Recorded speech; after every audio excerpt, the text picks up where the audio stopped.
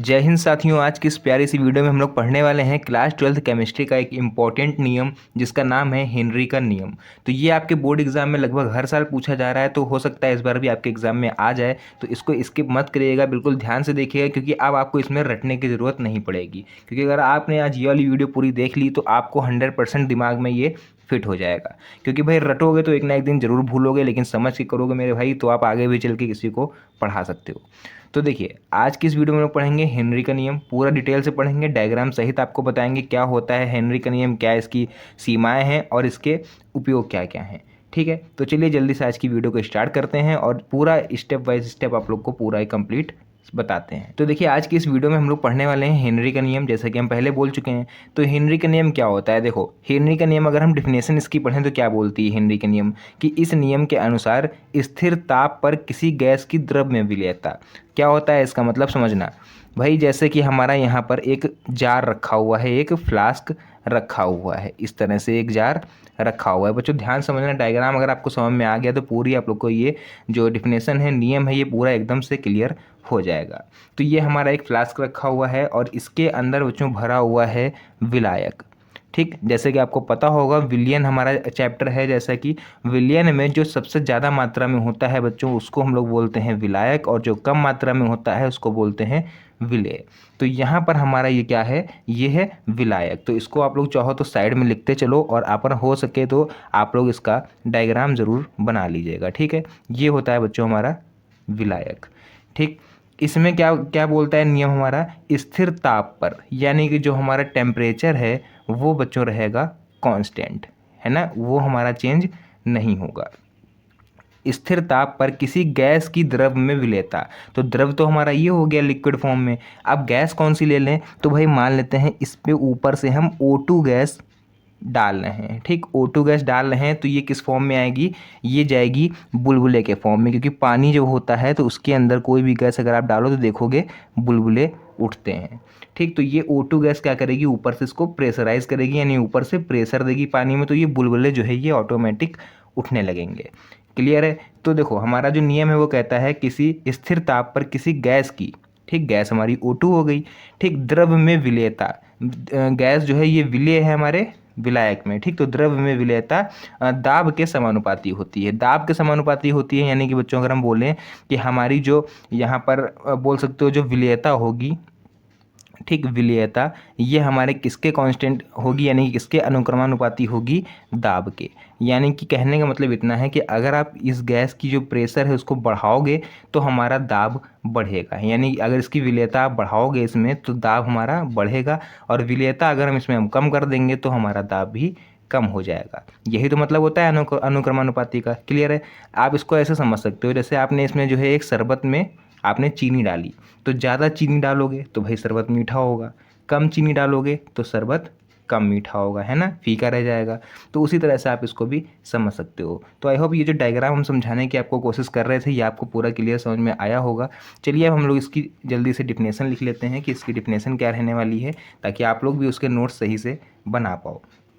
तो देखो, हमारा जो हेनरी का नियम है वो बोलता है, ध्यान से समझना, इस आप लोग भी साथ में लिखते चलो और नोट्स बनाते चलो। ठीक, इस नियम के अनुसार, मतलब जो हमारा हेनरी का नियम है ये क्या कहता है कि इस नियम के अनुसार स्थिर ताप पर, यानी जो हमारा टेम्परेचर होगा बच्चों वो कांस्टेंट होगा, स्थिर ताप पर किसी, ठीक, किसी गैस की, गैस हमारी कौन सी हमने ली हुई थी, यहाँ पर हमने ऑक्सीजन गैस ली हुई थी, है ना, तो किसी गैस की द्रव में, द्रव यानी कि बच्चों लिक्विड में, किसी द्रव में विलेयता, विलेयता मतलब उसमें हमको घोल देना या फिर उसको उसी में मिला देना। विलेयता जो होगी वो किसके समानुपाती हो जाएगी, दाब के, यानी कि जो टेम्परेचर होगा, यानी सॉरी जो प्रेशर होगा उसके समानुपाती लिख लो या अनुक्रमानुपाती लिख लो। ठीक है, बात वही होती है, अनुक्रमानुपाती या समानुपाती होती है।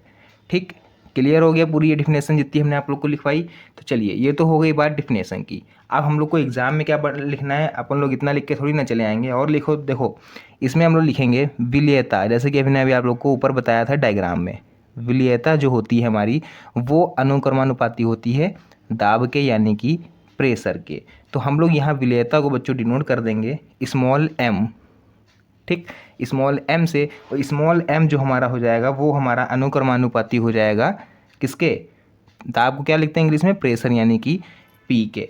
उसके बाद यहाँ पर एक काम और आप लोग कर देना कि भाई अनुक्रमानुपाती का साइन हटता है, ये हम लोग फिजिक्स में भी हम लोगों ने पढ़ा है पहले ही चैप्टर से, कूलॉम का नियम अगर आप लोग को याद हो तो वहाँ पर क्या हो रहा था, एक जो कांस्टेंट जब अनुक्रमानुपाती का साइन हट रहा था तो एक कांस्टेंट लग रहा था 1/4πε0, याद है। तो सेम यहाँ पर भी एक कांस्टेंट लगेगा, कांस्टेंट का नाम क्या होगा, m = kh, kh यानी कि हम जो हमारा होता है हेनरी नियतांक, ठीक, KHP, सब कुछ सेम रहा, बस अनुक्रमानुपाती का साइन हटा के हमने एक कांस्टेंट वैल्यू यहाँ पर ऐड कर दी। चलिए अब जल्दी से आपको हम पहले इसमें ये बता देते हैं कि अगर आप लोग को देखिए डायग्राम बनाना हो तो हम डायग्राम यहाँ पर रख दे रहे हैं, आप लोग पहले इसका एक स्क्रीनशॉट ले लो ताकि आप लोग का जो नोट्स है वो आसानी से क्लियर हो पाए। एक सेकेंड, ये लीजिए, इसका आप लोग स्क्रीनशॉट ले लीजिए बस, ठीक। चाहो तो एक डायग्राम यहाँ पर बना भी सकते हो साइड में, उसमें कोई दिक्कत नहीं है, छोटा सा डायग्राम हम यहाँ पर बना भी दे रहे हैं, आप लोग चाहो तो इसको बना लेना। किस तरह से डायग्राम बनाया था अभी हमने, जैसे कि ये आपका क्या है, एक जार रखा हुआ है इस तरह से, ठीक, ऊपर यहाँ पे बना लेंगे और इसके अंदर हमारा बच्चों भरा हुआ है विलायक, यहाँ तक पूरा भरा हुआ है विलायक। चलिए हम लिख भी देते हैं ताकि आप लोगों को क्लियर हो। तो ये हमारा भरा हुआ है इसके अंदर विलायक, ठीक, इसमें हम O2 गैस अंदर प्रवाहित कर रहे हैं तो एक बुलबुले फॉर्म में ये जो है उठेगी, ठीक। तो ये हमारी हो जाएगी विलायक। आप लोग भी चाहो तो लिख लो इसको अच्छी तरह से, क्योंकि उसमें हम लोग लिख नहीं पाए थे। और उसके बाद आप लोग को ये पता ही है कि जो विलेयता होती है, मतलब O2 की जो विलेयता होगी वो दाब के समानुपाती होगी। क्लियर है। एक चीज़ ध्यान रखना, इसमें जो हमारा टेम्परेचर लग रहा है बच्चों वो बिल्कुल कांस्टेंट रहने वाला है, वो फिक्स रहेगा, उसमें आप लोग को चेंज नहीं करना है। मतलब एक बार जैसे आपने अगर हाई फ्लेम पे कर दिया तो उसको हाई फ्लेम पे ही रखना है। ये नहीं कि एक बार जैसे चाय खौलती है तो आप लोग कम ज़्यादा करते हो गैस, या दूध खौलता है कम ज़्यादा करते हैं, वो चीज़ नहीं होनी है इसमें, ठीक है। अगर कम टेम्परेचर पर है तो कम ही टेम्परेचर रहेगा, हाई है तो हाई रहेगा। चलिए इसकी हम लोग लिख लेते हैं सीमाएँ। तो अब हम लोग साइड में हेडिंग डाल लेंगे यहाँ पर सीमा, तो भाई डाल लेते हैं यहाँ पर सीमाएं, ठीक है। क्लियर है। चलिए सबसे नंबर 1 पर हम लोग इसका पॉइंट क्या लिखेंगे, नंबर 1 पे हमारा पॉइंट रहेगा यह तनु विलयनों पर लागू होती है, ठीक। तो यह तनु विलयन पर, तनु विलयन कौन से होते हैं हमारे, जिसमें पानी ज़्यादा मात्रा में मिला होता है। पानी ज़्यादा मात्रा में मिला होता है मतलब जैसे कि आप दूध लेके आओ और उसमें पानी मिला दो, वही हमारा क्या हो जाएगा, दूध हमारा पनिया हो जाएगा। तो वही होते हैं तनु विलयन, मतलब जिसमें जो पानी की मात्रा है वो थोड़ी ज़्यादा होती है। तो इसीलिए लिखा है यह तनु विलयन पर लागू होता है। ऐसा विलयन जो तनु होगा, मतलब कि जो डाइल्यूट होगा, उस पर हमारा जो है ये विलयन लागू होगा। क्लियर है। सेकेंड पॉइंट हम लोग देख लेंगे। सेकेंड पॉइंट क्या है, यह जो होता है भाई टेम्परेचर की हम लोग इसमें बात करें अगर, तो इसमें जो ताप होगा ना, ताप वो हाई होना चाहिए, ताप उच्च टेम्परेचर होना चाहिए, ठीक। मतलब कि अगर आपने हाई करके रखा है तो इसको हाई रहने देना, कम ज़्यादा इसमें नहीं होता है, ठीक। लेबोरेटरी मेथड होता है ये, इसमें ताप उच्च होना चाहिए। थर्ड पॉइंट बच्चों हम लोग देख लेंगे, इसमें जो है अब हम लोग प्रेशर की बात करेंगे, तो इसमें जो दाब होता है यानी कि जो प्रेशर होता है वो कैसा होना चाहिए, कम कि ज़्यादा, दाब इसमें कम होना चाहिए। दाब कम होगा उतना ही अच्छा हमारा विलयन रहेगा, ठीक। आदर्श विलयन जिसको हम लोग बोलेंगे, यानी कि आइडियल सॉल्यूशन। क्लियर है।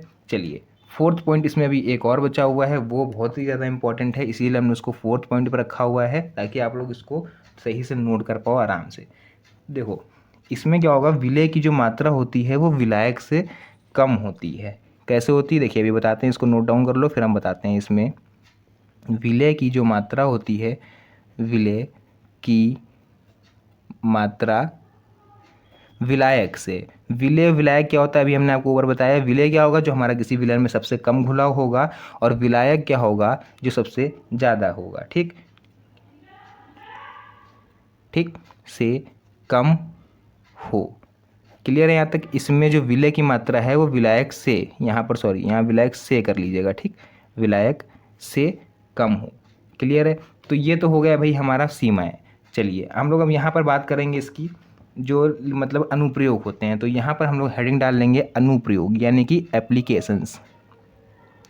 अनुप्रयोग यानी कि इसका हम लोग कहाँ कहाँ पर यूज़ कर सकते हैं। तो अनुप्रयोग देख लेना इसका, अनुप्रयोग बहुत इंपॉर्टेंट है ये, क्योंकि 1 नंबर में इस साल 2024 में पूछा गया था। अनुप्रयोग में आप लोग लिख लेना कि ये जो होता है शीतल पेय पदार्थों में इसका यूज़ किया जाता है, शीतल पेय पदार्थों में, यानी कि जैसे कोल्ड ड्रिंक वगैरह आप लोगों ने देखा होगा, उसमें जो होता है वो उसमें हेनरी के नियम का ही यूज़ किया जाता है। अगर आप कोल्ड ड्रिंक की बोतल लेकर के आओ और एकदम से उसका ढक्कन खोल दो तो आप देखोगे गैस फॉर्म रूप में खूब बाहर निकल आता है ना।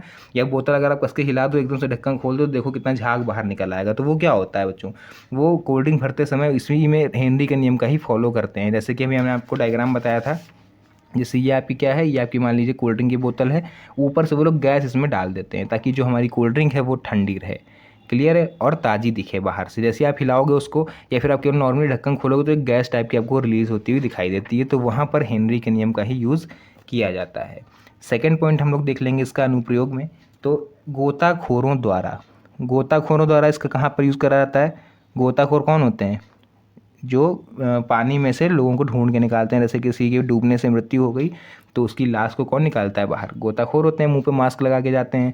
तो उसमें भी वो लोग क्या करते हैं, ऊपर से देखो मास्क लगाएंगे या फिर ऊपर से, जैसे आप लोगों ने देखा हो गोताखोर एकदम से कूद जाते हैं नीचे पानी में, तो वो प्रेशर से कूदते हैं ना, देखा रहा है। तो अगर उनको हम गैस के फॉर्म में समझें और पानी को जो है पानी है, तो ऊपर से, जैसे मान लीजिए एक आपको एग्जाम्पल देके हम बताते हैं, चलिए। जैसे ये मान लीजिए हमारा ये पानी फ्लो हो रहा है, ठीक, ऊपर यहाँ पर कोई घर है और यहाँ की छत पर एक गोताखोर खड़ा हुआ है, ये एकदम से कूदेगा नीचे, तो देखो ये प्रेशर दे रहा है ना पानी में, तो जितनी तेज़ी से नीचे जाएगा उतनी तेज़ी से ये ऊपर आएगा। तो यहाँ पर भी जो प्रोसेस होता है बच्चों, वो हेनरी का नियम ही यहाँ पर फॉलो होता है। थर्ड पॉइंट हम लोग देख लेंगे यहाँ पर, पर्वतरोही द्वारा। पर्वतरोही इसका कहाँ पर यूज़ करते हैं, जो पर्वतरोही होते हैं, पर्वतरोही यानी कि जो पहाड़ों को एक्सप्लोर करते हैं, यानी पर्वत पे चढ़ते हैं, ठीक। इसमें भाई आप लोग लिख लेना फेफड़ों की क्रियाविधि में, ठीक, फेफड़ों की क्रियाविधि में, मतलब श्वसन क्रिया वो लोग एक तरह से समझ सकते हो जो करते हैं पहाड़ों पर, वो इसी के द्वारा करते हैं। वहाँ पर भी हेनरी का नियम फॉलो हो रहा होता है। तो बच्चों जितने भी इम्पोर्टेंट इसमें टॉपिक थे, हेनरी का नियम, जैसे कि हमने आपको अभी ऊपर डायग्राम भी बताया, इसका फॉर्मूला भी बताया, सीमाएं और इसके एप्लीकेशंस, तो आप लोग इसका एक बार स्क्रीनशॉट कर लीजिए ताकि आप लोग को जो, अगर जिन बच्चों ने नोट्स नहीं करा है उनके लिए आसानी हो नोट्स बनाने में बाद में। तो इसका स्क्रीनशॉट आप लोग ले लीजिए, ठीक है, इतना पूरा स्क्रीनशॉट एक ले लीजिए नियम का। उसके बाद यहाँ पर इतना आप लोग ले लीजिए सीमाएं, ठीक। फिर आप लोग का यहाँ पर हो जाएगा बच्चों अनुप्रयोग, क्लियर है। तो ये तीनों आपके स्क्रीनशॉट हो गए हो तो भाई वीडियो को लाइक और चैनल को सब्सक्राइब भी जरूर कर दो, क्योंकि ऐसी वीडियो आप लोग को बोर्ड एग्जाम तक परमानेंट मिलने वाली है। बहुत ही ज़्यादा मेहनत लगती है आप लोग के लिए वीडियो बनाने में, हमें बताने की ज़रूरत नहीं है, आप लोग खुद देख सकते हो इस चीज़ को, खुद आपके सामने हमने पूरी चीज़ लिखी, पूरा हमने आपके सामने एक्सप्लेन करा। ऐसा नहीं है कि कुछ अदर हम आपके लिए कुछ करते हैं या फिर कुछ नया लेकर के नहीं आते हैं आप लोग के लिए, है ना। तो भाई वीडियो को लाइक और चैनल सब्सक्राइब जरूर कर दिया करो, क्योंकि हमें भी मोटिवेशन मिलता है ऐसी वीडियो आप लोग के लिए बनाने में। तो चलिए आज की इस प्यारी सी वीडियो को हम लोग यहीं पर एंड करते हैं, मिलते हैं नेक्स्ट वीडियो में एक और अच्छी इंटरेस्टिंग मज़ेदार वीडियो के साथ। तब तक के लिए धन्यवाद, जय हिंद।